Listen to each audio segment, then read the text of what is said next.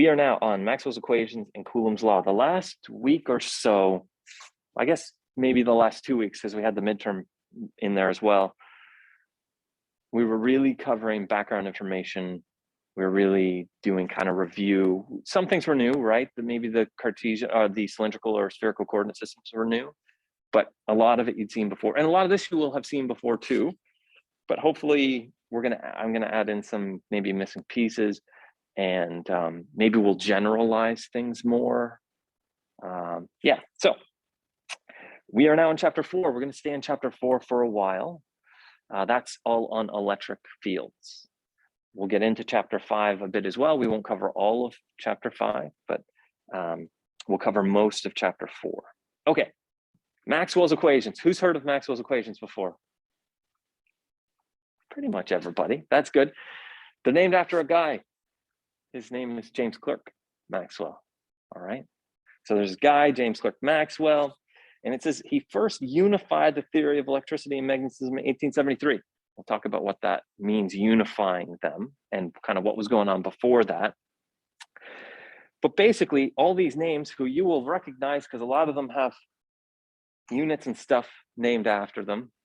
You got Coulomb and Gauss and Ampere and Faraday. It's not like Maxwell came up with everything in Maxwell's equations by himself. He used the equations of lots of other famous scientists, but he put them together. He had a little special sauce to it that we'll talk about, and he unified them. He essentially defined how they're all related to each other. Okay. So this is classical electromagnetic theory is described by Maxwell's equations. So he was born in 1831 in Scotland.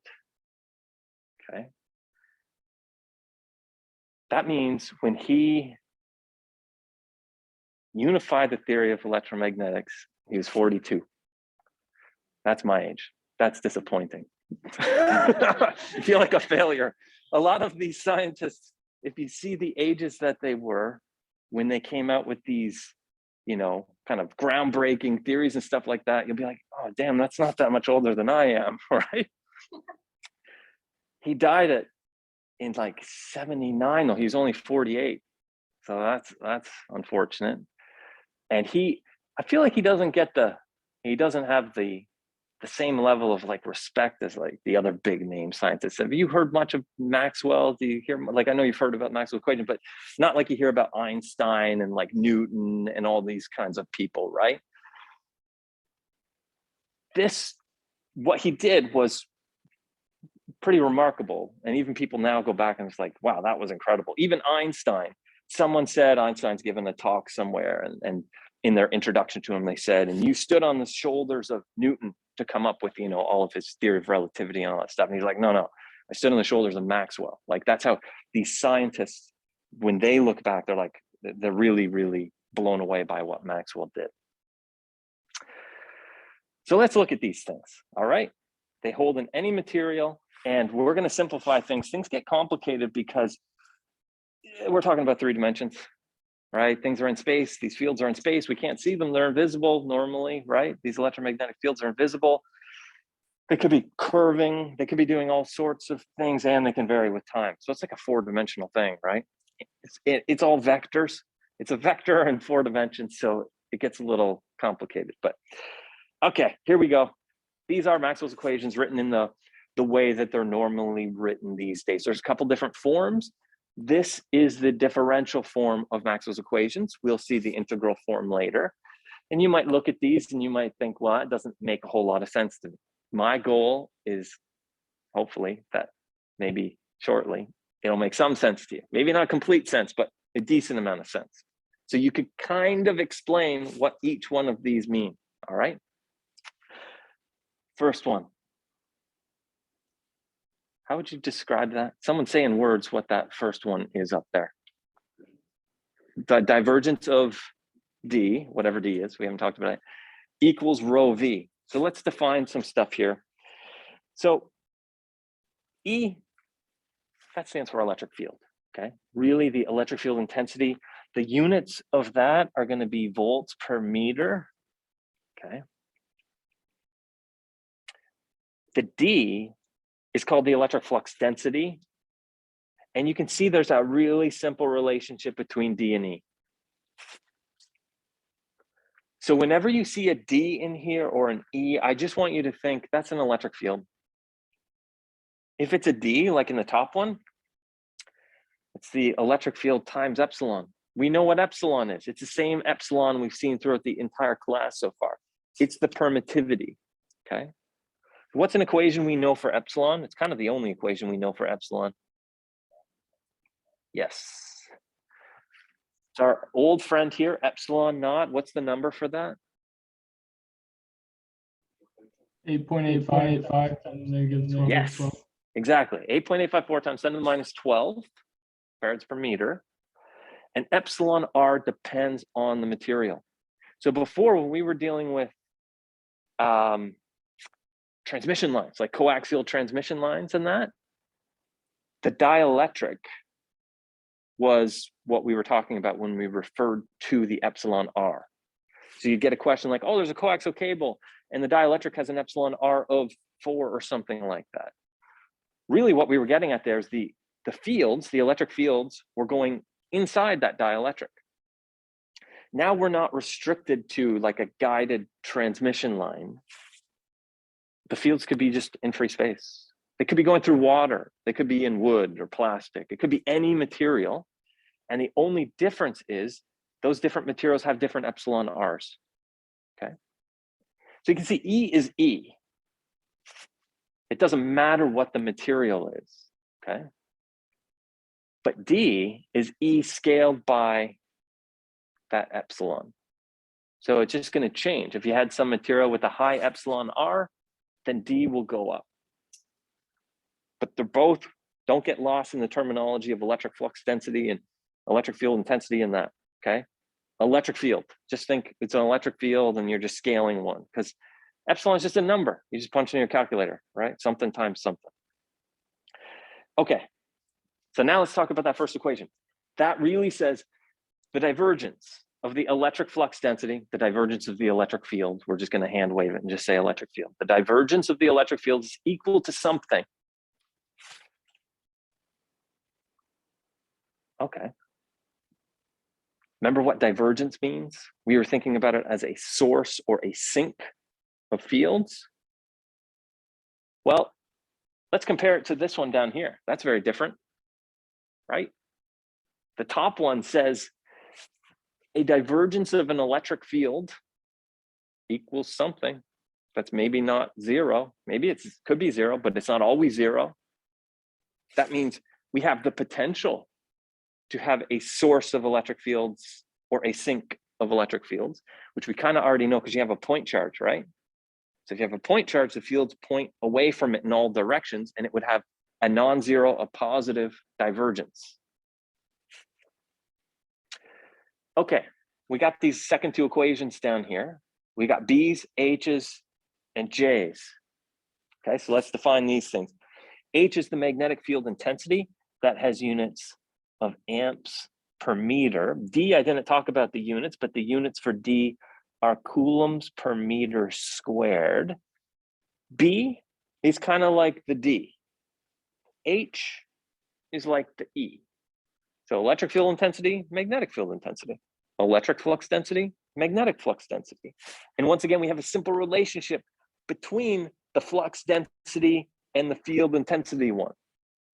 In this case, we just multiply by the mu. Mu is the permeability. It's the one that, well, mu equals mu naught times mu r, where mu naught is the free space value, the 4 pi times 10 to the minus 7 henries per meter. And the mu r depends on the material again. Okay, so when we talk about, when you look at these equations and you see B's or H's, just think magnetic field thing. It's a magnetic field thing, okay? Because we could, if we wanted to, we could write this whole thing just in terms of E's and H's, right? Or we could write it all in terms of D's and B's. Like if we wanted to write it all in terms of E's and H's, that top equation, instead of D, we'd say, well, D just equals epsilon E. So I'll just do the divergence of epsilon E equals rho V, okay? What else we got? We got rho v. That's the right-hand side of the top equation, electric charge density. We've actually already seen that when we did some of our examples. What else we got? The magnetic flux density has units of Webers per meter squared. Also Tesla, after Nikola Tesla. Rho v, a volume charge density. So charge has units of coulombs, and it's volume charge density. So it's coulombs per meter cubed. And the last one is J, and it's current density per unit area. And so it's amps per meter squared. So now we've kind of defined everything. We can talk more about these equations.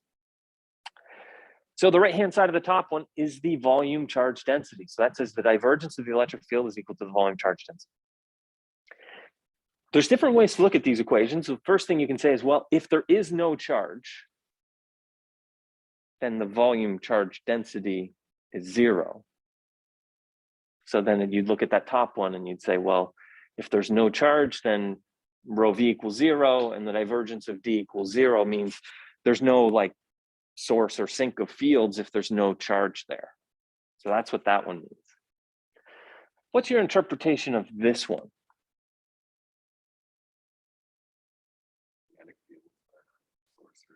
Yes, that's exactly right. You know how we have like a positive point charge and fields point away from it? There's no such thing as that with magnetic fields. Another way of saying that is there's no such thing as magnetic monopoles.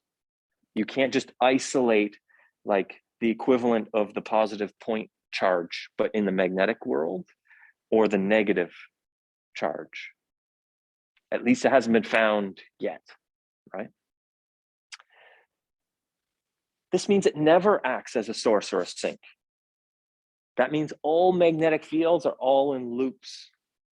They're always in loops. But electric fields, those can just point away from a particular location, okay, or towards a particular location. So always continuous in loops, can't act as a source or a sink. Top one can act as a source or a sink. It depends on what the charges are, right? Just like we have our individual point charge. That's all those two say. Those are the simpler ones, okay? Now let's look at the next two. Any questions about those two to start with? So just think divergence, think source sink, think about it in terms of the electric field, and think about it in terms of point charges, how they can act like sources or sinks. Magnetics, the magnetic field, the divergence is always 0. They can't act as sources or sink. Everything's continuous loops. All right, let's take the top one. Someone say in words what that second one would be. Yep, equals. And you could say, instead of saying partial derivative of b with respect to t, you could say equals negative times how the magnetic field is changing with time. So what does that mean? These last two get a little bit trickier to understand, right? But you guys are going to be electrical engineers, and pretty much all of electrical engineering, the foundation of it is electromagnetics. If you're doing circuits classes, that's just a simplification of all of this, right? It's abstracted away at a higher level where you're dealing with voltages and currents, and you're not worrying about Maxwell's equations, but this underlies all of it, okay? So we want to understand it a little bit here. So we have the curl of the electric field equals negative, about negative, how the magnetic field is changing. Okay, let's take for a second the case where we said the magnetic field is not changing with time. What's the right-hand side? What does that mean about the left-hand side? If the right-hand side is 0. It can't be curving at all, right? Yeah, okay. The curl of the electric field is 0, okay? All right. If it is changing with time, what does that mean? So in other words, let's say we somehow have a magnetic field that is changing with time. The right-hand side of that equation is not zero. Let's take that case. Well, what does that mean? This equation has to hold, okay? It's been fully verified over 100 years. It's right. That means if this equation, the second one, is correct, and you change a magnetic field with time, how might you do that, by the way?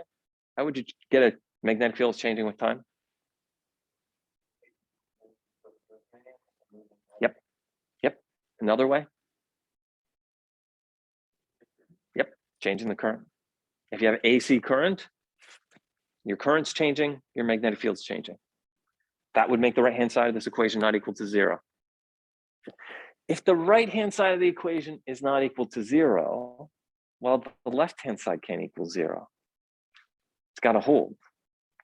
And then you'd say, well, if the left-hand side can't equal zero, the electric field can't be zero, right? Because you had the curl of nothing, that's going to be nothing. So that's kind of like a profound thing if you think about that, though. That means no matter what, if you have a changing magnetic field, there has to be an electric field. And it has to curve in a particular way that's based on this equation. The curl of the electric field is equal to the negative time rate of change of the B field. But the more interesting thing there, I think, is just this, wait a second here. So you're saying if I put a current down a wire and I change that current, that's going to produce a changing magnetic field. And if the magnetic field is changing with time, there has to be an electric field associated with that. And it follows this equation. Okay. So then we could say, well, okay, so we have some curl of the electric field, and the electric field is then going to be changing with time. Okay. So if our electric field is changing with time, then we have this equation down here. Remember, D is just epsilon E. So then we have this down here, that ignore the J for a second. Then we have the curl of the magnetic field has to equal the time rate of change of the electric field. So what you kind of have happening here is, okay, let's say we started it off somehow, we started changing the current with time, that created a magnetic field that changed with time. That has to be associated, or you can think about generates, if you like that way of thinking about it, an electric field that follows this equation. The electric field, if the magnetic field is changing with time, the electric field is going to be changing with time as well. And then that means this is non-zero, which means there has to be a magnetic field that satisfies this equation. And so you can kind of think about it like there's a magnetic field that's changing, which kind of generates or is associated with an electric field. The changing electric field generates or is associated with the magnetic field. And this is how electromagnetic wave propagation happens. Okay, so kind of everything, light, your Wi-Fi, your cellular, all these things are based on electromagnetic wave propagation and the electric and magnetic fields being coupled together with these two equations. Let's say the electric field's not changing with time. So that means that one would go to zero. We just have the curl of the magnetic field equals J. J is a current. It's an amps per meter squared. That means even if we didn't let things change with time, think DC current through a wire, we still have a magnetic field here, okay? So this would be zero. So the magic that Maxwell added to this was really this term right here, this partial derivative d with respect to t, because without that, there's no coupling between these equations. They're all independent, right? If you look at that second one, E depends on B, but B doesn't depend on E. This is the coupling that makes them go back and forth and kind of regenerate each other, if you like that, to think about it that way. So these are the equations we're going to look at, but fortunately, we are going to look at them in a simplified form. We're going to let nothing change with time. So that's going to make that equal to zero and that equal to zero. The curl of E equal to zero. it's going to make our life easier. It's going to let us completely separate the electric field stuff, because imagine that one was equal to 0. Now those top two equations, which are the electric field ones, there's nothing to do with the magnetic field. And if we, again, don't let anything change with time, the bottom two equations, which deal with the magnetic field, now they don't have anything to do with the electric field. So that's what we're going to do. If you, for your independent study, looked into some of the, well, everyone's looking into the further chapters, but depending on what section you chose, you might be working with these quite a bit, like especially if you chose something in chapter 6. Like in chapter 6, they cover things like, what if you had a moving magnet? What would that do, right? Well, what if you had a time-changing current? What if you had both at the same time? It answers some of those questions. Further on, you might think, and you're not wrong, if you think, well, 370 kind of has like bipolar disorder or something. There's like the first half is about the transmission lines, and then we like totally change gears, and then we're talking about electric and magnetic field. If you stuck with it long enough and you went on, you took the follow-on course, or you maybe the section that you do for the independent study, you might see it, they ultimately come back together. So what you end up looking at is things like plane wave propagation, talking about electric and magnetic fields. And you can use the concepts from the first half of the course, where you maybe have the plane wave propagating in a material that's a quarter wavelength long. You can even use the Smith chart to do matching, that sort of thing. Because if you have a plane wave coming along in one material and then it goes into another material, guess what? You're going to have a reflection at that interface, potentially. You have a reflection coefficient. Maybe you want to match it. How would you match it? Maybe you insert another material or a different length of material, which you could get from the Smith chart. So ultimately, it all comes back around. Anybody have any questions about Maxwell's equations?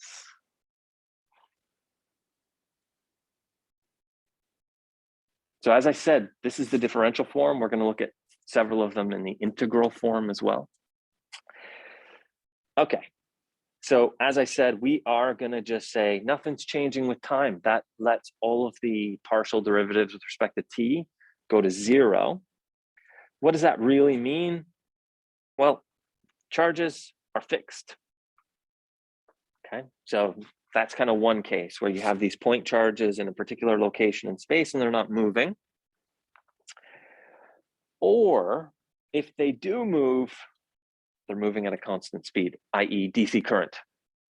Okay, so those are the ones that we are going to look at. So in the first case, rho v doesn't change with time. In the second case, J doesn't change with time. J is really like the current.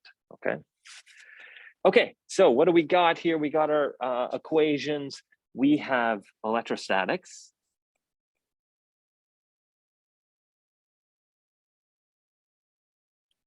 Why that word? Well, we're dealing with electric fields. We're not letting things change with time.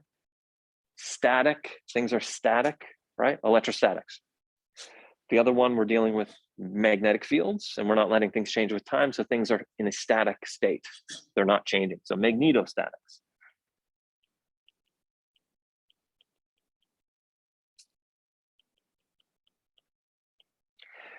Okay, electrostatics. Well, if we come back here to Maxwell's equations, that top one, that's going to mean, well, that one doesn't change at all, right? It's got nothing to do with time varying stuff. The second one is going to change to be the curl of E equals 0. Okay, so we have the divergence of the electric flux density equals the volume charge density. And we have the curl of the electric field intensity equals 0. The magnetostatic ones, again, the divergence equation doesn't change. That's just already the divergence of B equals 0. But the second one, that one is going to go to 0, just like that one went to 0 when we're dealing with statics. Okay, so that means we have the divergence of the magnetic flux density equals 0, and the curl of the magnetic field intensity equals not 0, but just J, right? Because we just have that J there.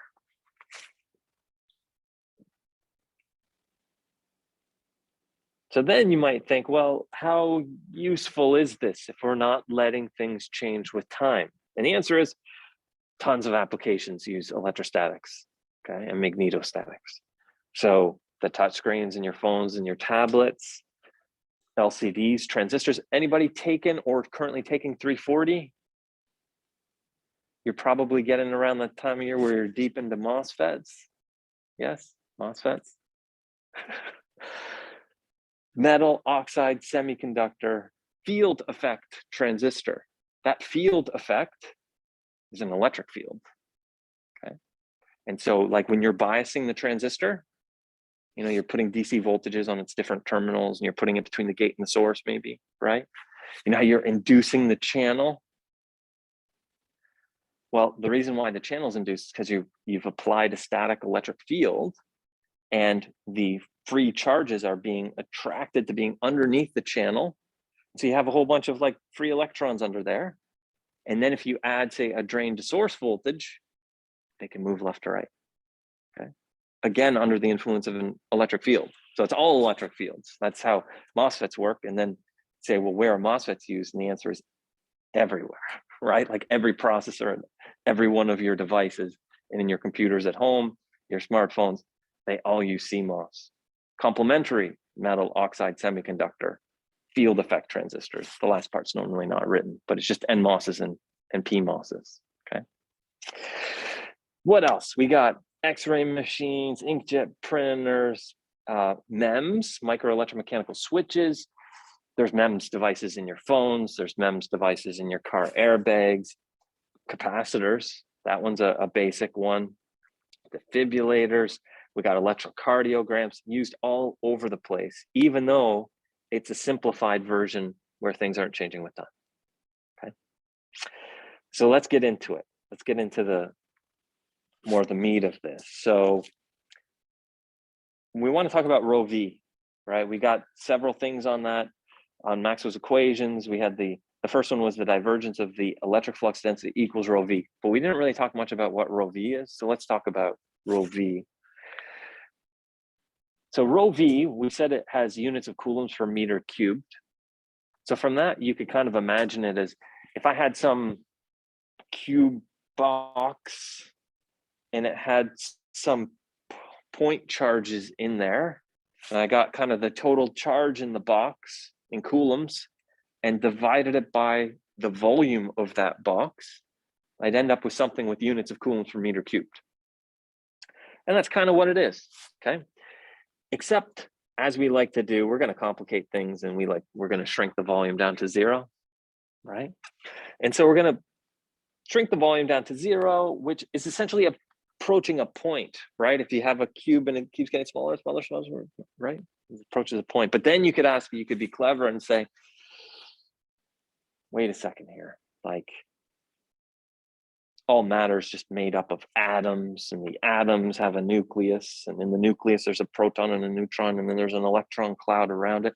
So if I really went down to 0, I would not even have an atom in my volume, right?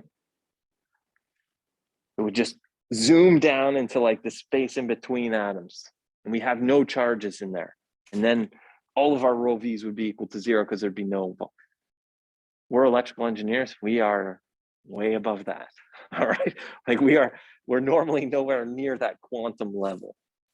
If you're a physicist and you want to study quantum mechanics, quantum physics, then you really need to worry about that kind of stuff. But we're normally talking about some, you know, human scale kind of problem or application. So we're just going to say we're allowed to do this, even though strictly speaking, well, it would go down and infinitely small and you wouldn't get any atoms. Okay, so what do we have? We have this delta Q over delta V, which is kind of what I said. Imagine you got this cube, it's got some, you know, a bunch of charges in there, and you take the total amount of charge and you divide it by the volume of the box. Yep, but then we're going to let the volume go to 0. And what does that really do? It turns it into dq dv, okay? And this is our definition for rho v, okay? So what we could do then, and the way we're normally going to look at this, you're not really going to use this exact formula to like calculate things, but what we are going to do is just slightly rearrange it. And imagine you just solved it for dq. So dq would just be rho v dv. This is the form that we're going to look at it more for, because from this form, it's a little bit more obvious that I have a differential amount of charge dq. The amount of that charge dq is equal to whatever rho v is, which is normally going to be something that's given to you in the problems that we're going to deal with. And then you're going to multiply it by however tiny that differential volume is.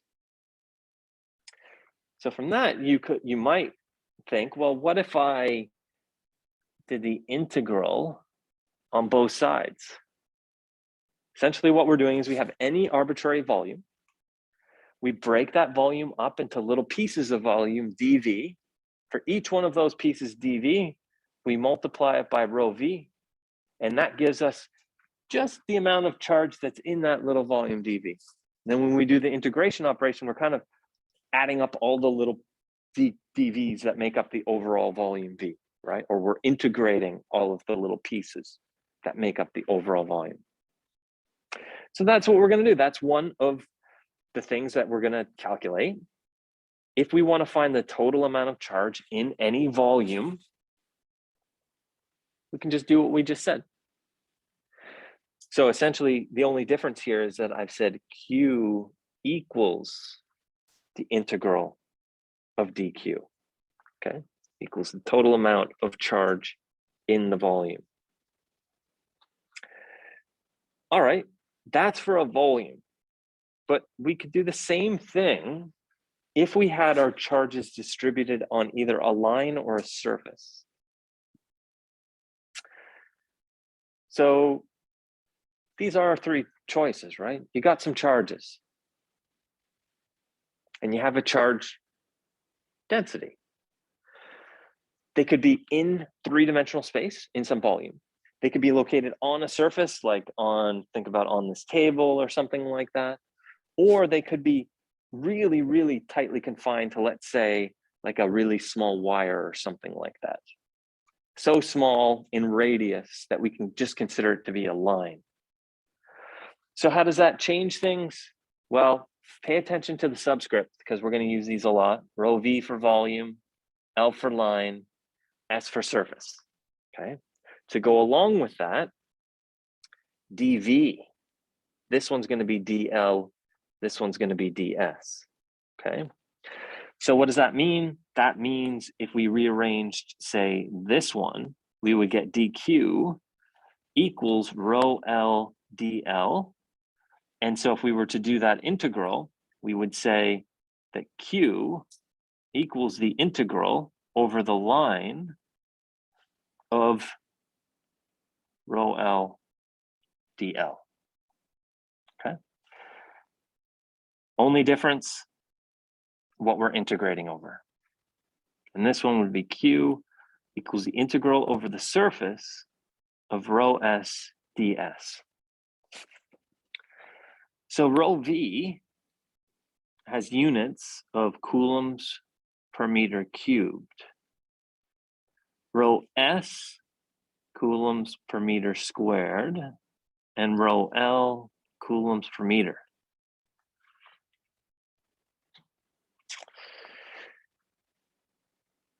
So let's do a simple one.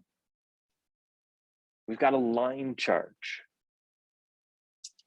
Calculate the total charge Q contained in a 10-centimeter long cylindrical tube oriented along the z-axis. The line charge density is rho L equals 2z, where z is the distance in meters from the bottom end of the tube. So you can see that we got this tube here. The bottom of the tube, it looks like it's right at the origin in the XY plane there. It goes up along the z-axis. It's 10 centimeters long. We got little green dots on there that kind of represent there's some charges on this tube. What are the charges, or like how are they distributed along this tube? They're not uniformly distributed. Like the amount of charge like down here is going to be quite different than the amount of charge up at the top. how much charge would be right down at the bottom? Like, let's say right at the origin.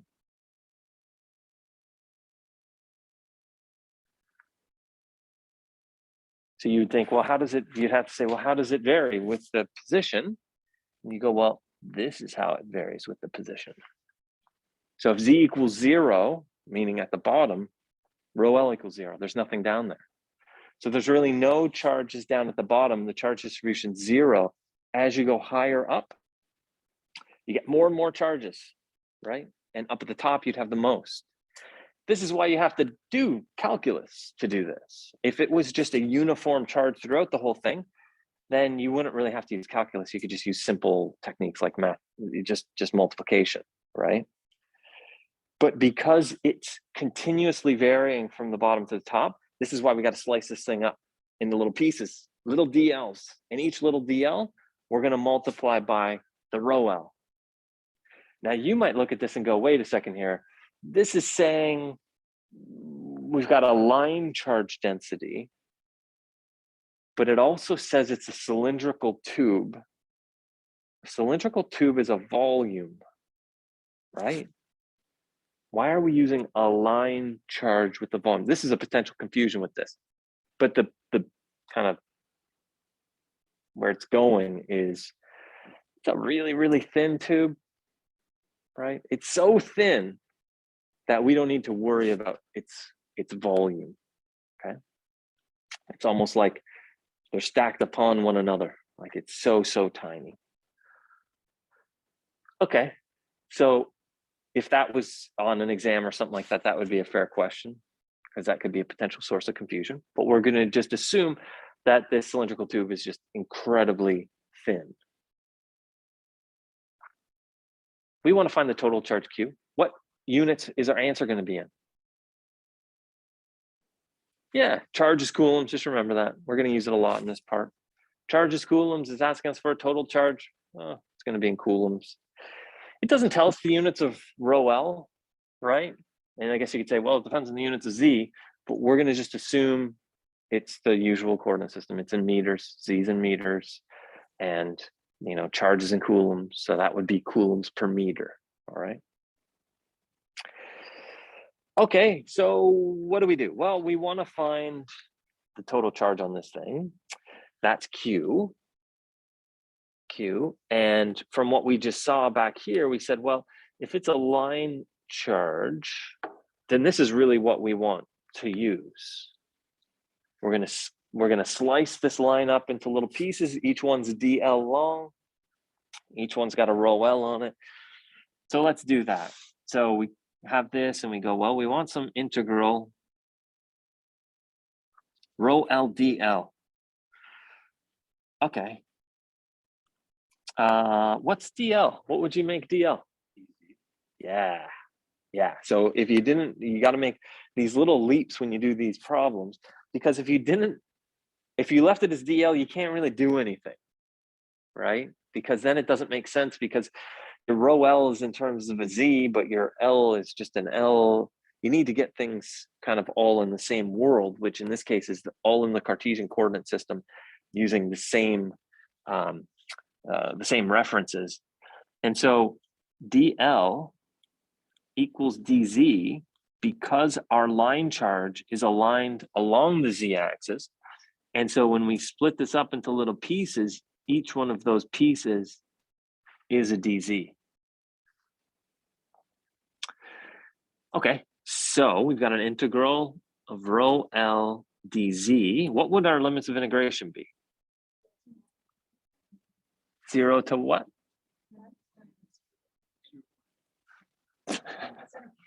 So we want to keep it in meters. So we would just convert that to meters. So it'd be just to 0.1. And then we could plug in what our actual rho L is. So 0 to 0.1 of 2z dz. This is the kind of integral you'd like, I bet. And so what would that integral be? Z squared, right? Because if we took the derivative, it would just be 2z. But we need to evaluate that from 0 to 0.1. So you'd plug in the top limit of integration, and you get 0.1 squared minus, well, 0 squared. So it'd be 0.1 squared, so it would be 0.01, and the units would be coulombs. Okay, so a simple problem, but think about what we did. We identified that it's a line charge. We used our line charge formula to get the total charge. We looked at which way our line charge is oriented, and it was along the z-axis, and we said, well, we're going to split it up then along the z-axis, and each little dl is going to be dz. We plug in the values, we think about what we're integrating to and from, and our final answer is in coulombs because we're calculating the total charge. Okay, any questions about that one? All right, let's step it up a little bit then. Surface charge. Okay, so that was charges on a line. Now we got charges on a surface. A square plate in the XY plane is situated in the space defined by -3, 3 for X and -3 to 3 for Y. Find the total charge on the plate if the surface charge density is given by rho S equals blah, blah, blah. All right, so sometimes these things can be helpful if you do a little drawing. Mine's probably not going to be very good, but let's see what we can do here. So we got some square plate, and what do we got? It is defined by -3 and 3, so it's centered, right? So we've got this, we've got that, and then we've got that. These are our coordinates. And since it's in the XY plane, then that makes this Z. Which one's X and which one's Y? And doesn't matter. To decide which is which, you just have to use the right-hand rule and remember that X hat cross Y hat equals Z hat.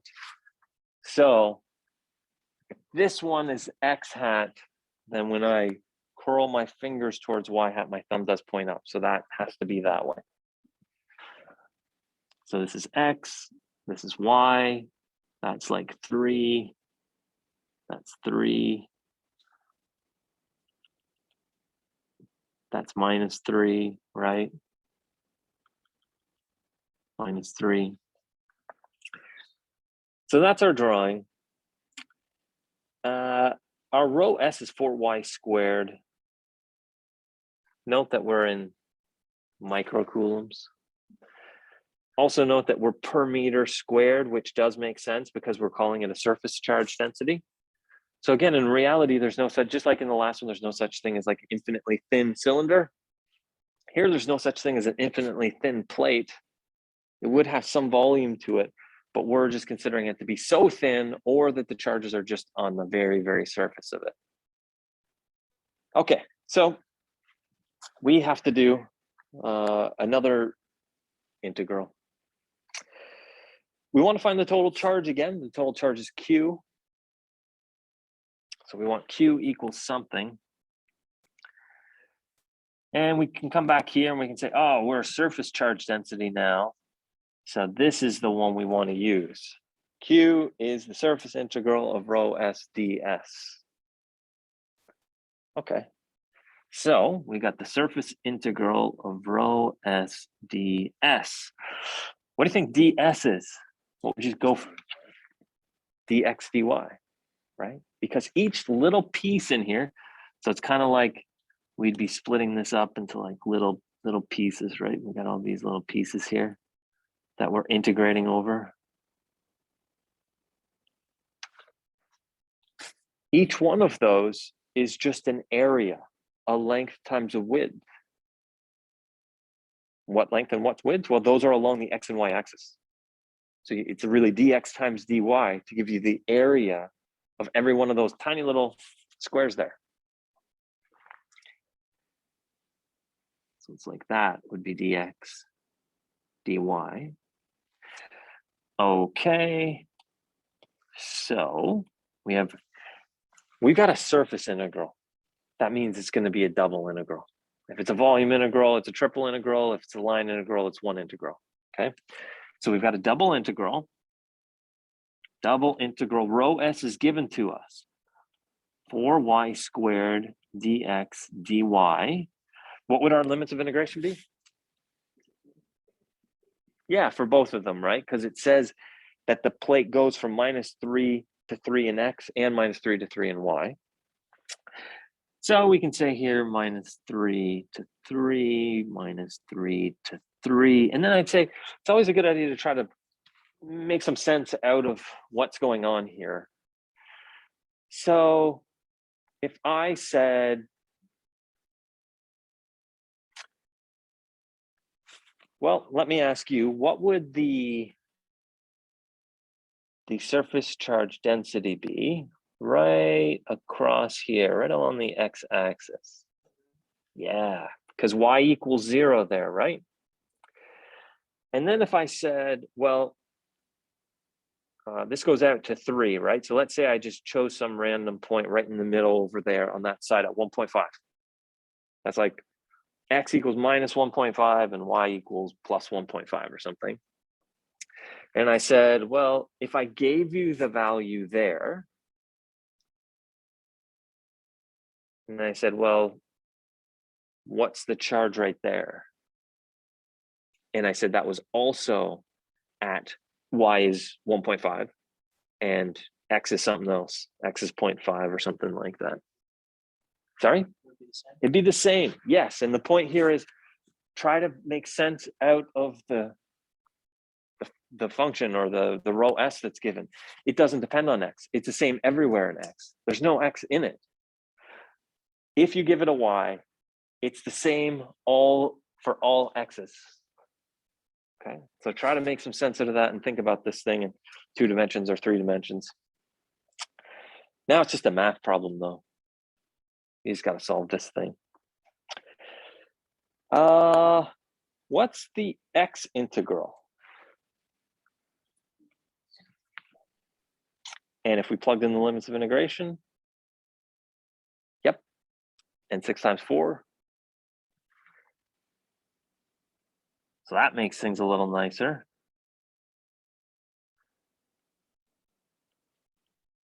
Right? Get rid of that double integral as quick as possible. If you don't know what just happened right there, we just considered the dx integral. Okay? There's no x. We only have dx. The antiderivative of dx is x. And then we got to plug in the limits of integration. So we plug in 3 minus -3.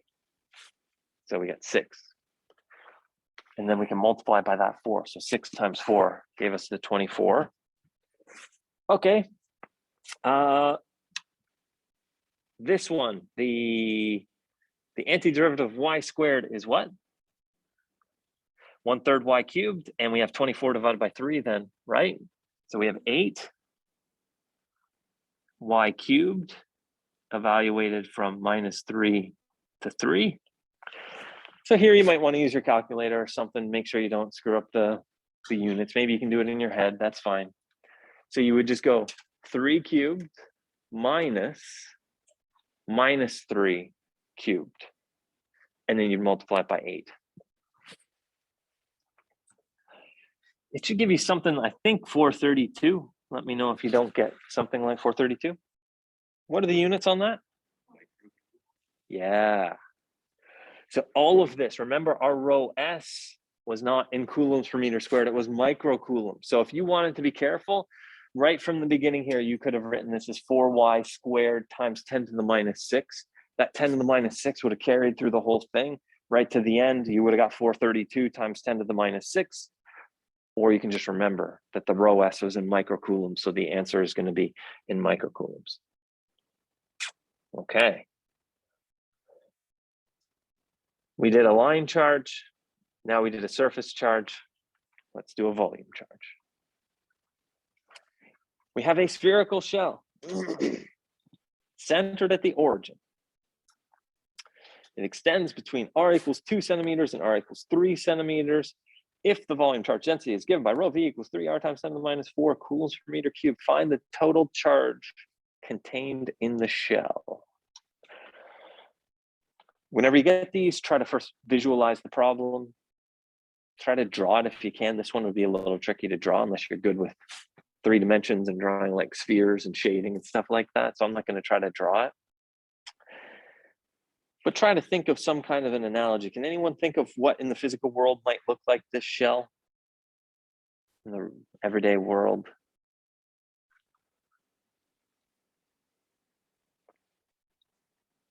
Sorry? Basketball, just any. A very small basketball. Yep, because we're only 2 centimeters, but that's the right idea. It's kind of hollow in the middle. There's nothing in the middle. And then the thickness of like the rubber on the outside, right? What might be closer, because R is 2 centimeters, maybe a ping pong ball. A ping pong ball, but with a super thick plastic shell. That's 1 centimeter thick, right? Wouldn't be a very good ping pong ball probably. But that's really what's going on. Our shell only exists from 2 centimeters to 3 centimeters. Centered at the origin, we've got some rho v. We can see how the charges are going to be distributed based on this. What's the charge at the center? 0, 0. At the center, R equals 0. And as we go out to the edge, well, our spherical shell, first of all, I should say that's a little confusing because our spherical shell doesn't exist in the middle, right? So this R, it'd be like theoretically, if you had a different shell that did go down to 0, then it would be 0 in the middle. But in this case, there's no material in the middle. It only exists between 2 centimeters and 3 centimeters. And we're only asked to find just the total charge contained in the shell. So really what we're saying is at the inside of the shell, it's got some amount of charge. And as we go that 1 centimeter through the thickness of the shell, the charge increases, right? As R increases, the charge increases. And we want to find the total charge contained in the shell. So it's spherical. It's got some volume charge density. It is screaming to you that you need to use a volume integral. Volume integrals are triple integrals. So let's do this triple integral. So it's the first equation that we saw, that Q equals the volume integral of rho v dv.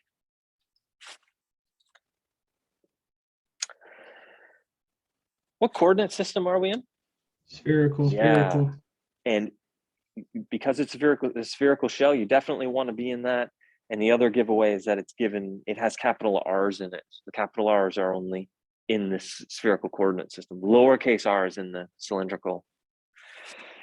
Okay, triple integral. Triple integral. I'm sure you missed that from your calculus classes, so it's back now. Rho v, we're given rho v. 3r times 10 to the minus 4. Okay. What's our dv?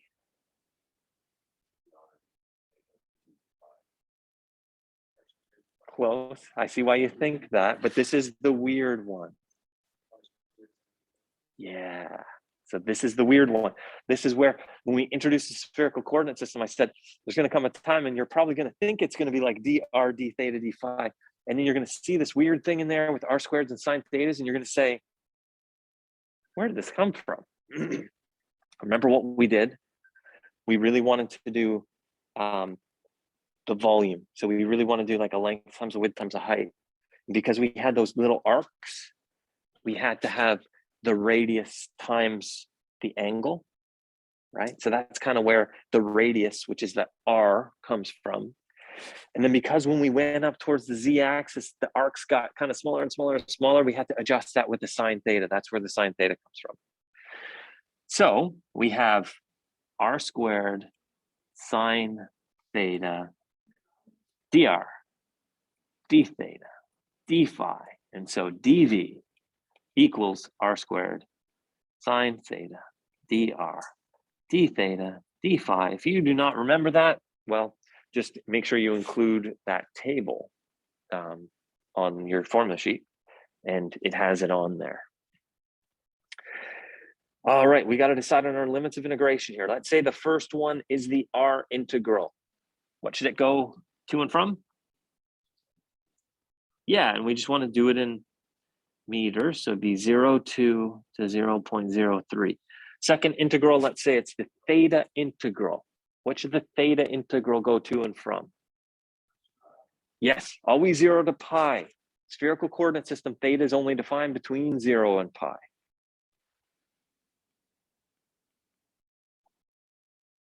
Last one is phi. What should it go to and from? 0 to 2 pi. So imagine what's going on here. The R starts at the origin, but you're not starting from 0. You're going out 2 centimeters, and then you're going from 2 centimeters to 3 centimeters. But it's a complete spherical shell. So your theta is doing all the possible thetas, and your phi's are doing all the possible phi's so that you get the whole thing.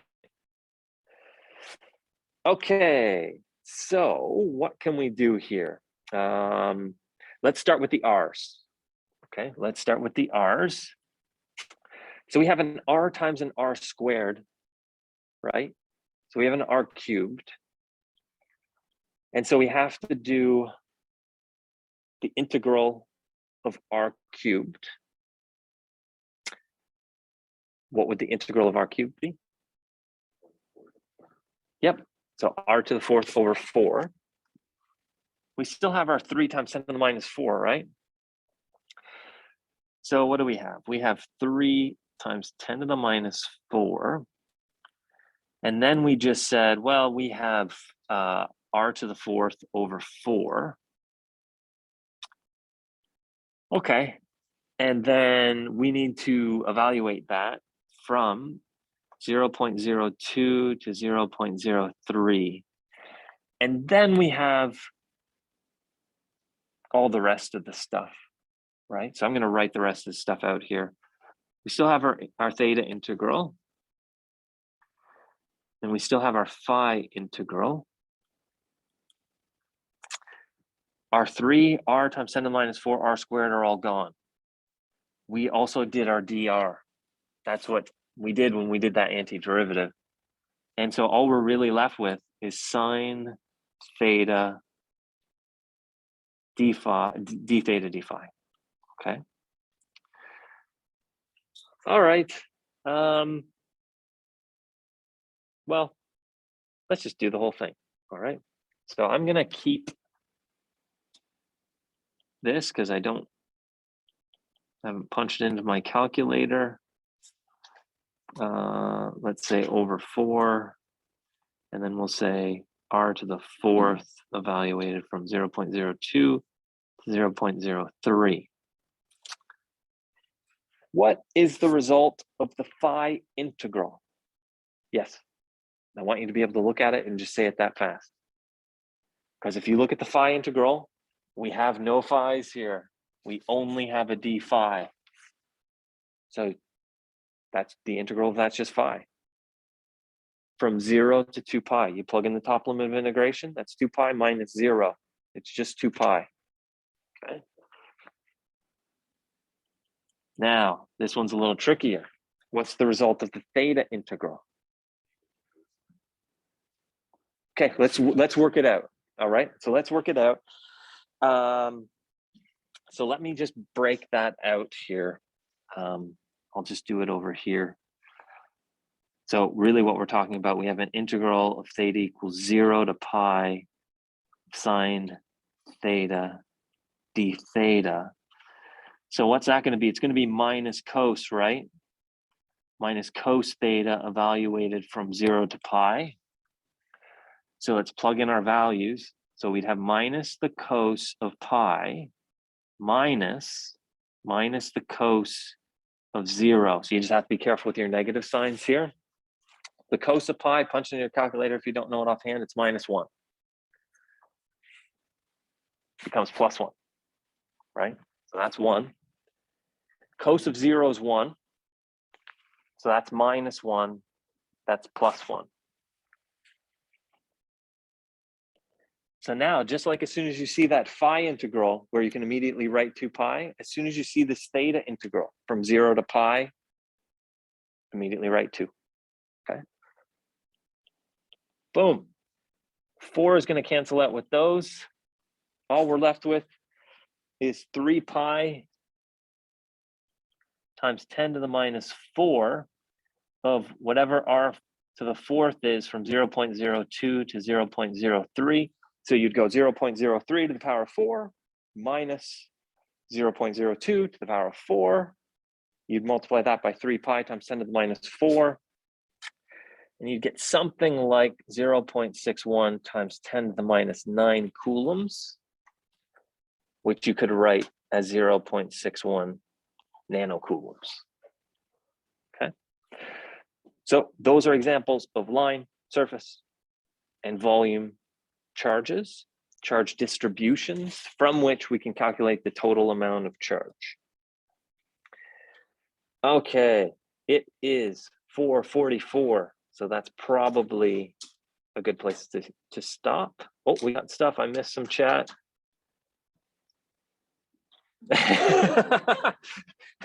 Don't worry about it, Alfredo. You'll get there. All right, so I will stop recording.